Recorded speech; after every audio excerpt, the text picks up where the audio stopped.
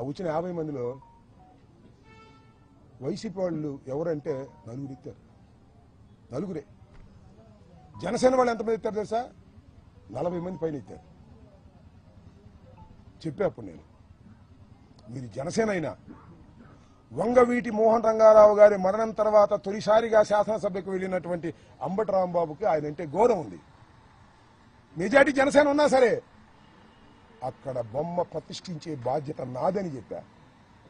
కలెక్టర్ని కన్వెన్స్ చేశా, కమిషనర్ని కన్వెన్స్ చేశా, ఎస్పీని కన్వెన్స్ చేశా, బొమ్మ ప్రతిష్ఠింపజేశా.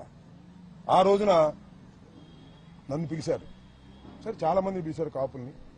ఆ రోజు రజనీ కనపడింది. ఈ అమ్మాయి, సార్ మీకు హ్యాట్స్ ఆఫ్ సార్, అందరూ కాదన్నా మీరు పెట్టారు సార్ అంటే, అమ్మ న్యాయం ప్రకారం పోతాను నేను, మీరు జనసేన అయినా సరే, నువ్వు కూడా గుర్తుపెట్టుకో తల్లి, ఎప్పుడన్నా న్యాయం కోసం పోరాడు, మాకు అన్యాయం జరిగినప్పుడు అన్నా. ఆ అమ్మాయి వాడు బయటకు వచ్చి మాట్లాడుతుంది. సిగ్గు తెచ్చుకోలే జనసేన నాయకులారా, చంద్రబాబు మోచేతి నీళ్ళు తాగటం కాదు, సిగ్గు తెచ్చుకోమని అడుగుతా ఉన్నా. ఇంతమంది న్యూట్రల్స్ ఖండించారు, మీకు భయమా? ఎందుకు ఖండించలేకపోతున్నారు? మీరు తెలుగుదేశం ఒకటేనా? మీరు రెండు పార్టీలు కాదా?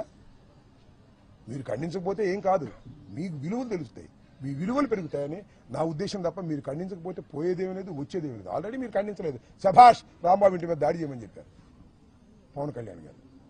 శభాష్ రాంబాబు ఇంటి మీద దాడి చేయమన్నాడు నాగేంద్ర బాబు గారు. ఆయనకి మంత్రి స్థానం సంవత్సరం అయింది, ఇవ్వకపోయినా సరే సీఎం తిరిగితే ముద్దు పెట్టుకుంటారు, జైల్లో పెట్టి సీఎం తిరిగితే జైల్లో పెడతారా? ఎక్కడ పెట్టారా? ఏంది అన్యాయం? నాకు అర్థం కాదు. ఇంతమంది వీళ్ళందరికీ ఎవరైతే, ఇంకా చాలా మంది నా దృష్టికి రాలేదు, జైల్లో ఉన్నప్పుడు నేను పత్రికలో చూసిన వాళ్ళు మాత్రం ఇది. వీళ్ళందరికీ ఎవరైతే సిపిఐ నారాయణ గారు, విష్ణుకుమార్ రాజు గారు, జడా శ్రీవణ కుమార్ గారు, జనసేన రజనీ న్యాయవాది గారు, వీళ్ళందరికీ నా హృదయపూర్వకమైనటువంటి ధన్యవాదాలు. ప్రజాస్వామ్యంలో మీరు మాట్లాడవలసిన పద్ధతిలో మాట్లాడారు. తర్వాత మీరు కావస్తే చంద్రబాబు సపోర్ట్ చేసుకోండి, జనసేనకు సపోర్ట్ చేసుకోండి, మీ విలువలు పెరిగాయని కూడా ఈ సందర్భంగా నేను చెప్పదలుచుకున్నాను. దాంతోపాటు ఏబి వెంకటేశ్వరరావు గారు ఐపీఎస్, ఆయన ఏం మాట్లాడు తెలుసుగా, మాట్లాడాడు ఆయన కూడా. ఏమని? ఎన్టీఆర్ ఆఫీస్ మీద, తెలుగుదేశం ఆఫీస్ మీద దాడి చేసినప్పుడు మీరు యాక్షన్ తీసుకుంటే ఇలాంటి దాడులు జరిగాయి కాదని, అంటే ప్రతీకార చర్యలు చేసుకోవచ్చని చెప్పాడు ఏబి వెంకటేశ్వరరావు గారు. చెప్తాడు ఆయన ఏబి వెంకటేశ్వరరావు గారు అయ్యే చెప్తాడని నాకు తెలుసు. ఆయనకు కూడా ధన్యవాదాలు. ఐపీఎస్ ఆఫీసర్ గారు, మీరు చెప్పారే తెలుగుదేశం ఆఫీస్ మీద దాడి జరిగితే మీరు యాక్షన్ తీసుకోలేదు కాబట్టి ఇలాంటి దాడులు జరుగుతాయని, అది గుర్తొచ్చింది ఆయనకి. ఆయనకు కూడా ఏబి వెంకటేశ్వరరావు గారు మీకు కూడా ధన్యవాదాలు. సపోర్ట్ చేసిన వారికి ధన్యవాదాలు, సపోర్ట్ చేయని వారికి ధన్యవాదాలు. మీరు సపోర్ట్ చేసినా చేయకపోయినా మీ క్యారెక్టర్ ఎస్టాబ్లిష్ అవుతుంది ఇలాంటి సందర్భంలో. పవన్ కళ్యాణ్ గారు ఒక మాట అంటే దాడులు చేయడం తప్పంటే ఎక్కడికి పెరిగేవాడు నువ్వు? ఏ తెలుగుదేశం వదిలిపెట్టిపోయేవాడు కాదు, నీకు రావాల్సినవి వచ్చాయి కాక ఉండేవి కాదు. ఒక మాట దాడులు చేయడం తప్పు అంటే ఎక్కడికో పెరిగేవాడు నువ్వు. నీ పెరుగుదల నువ్వే ఆపుకుంటున్నావు చంద్రబాబు వల్ల, ఆపుకో, ఇబ్బంది ఏమీ లేదు. You don't care also.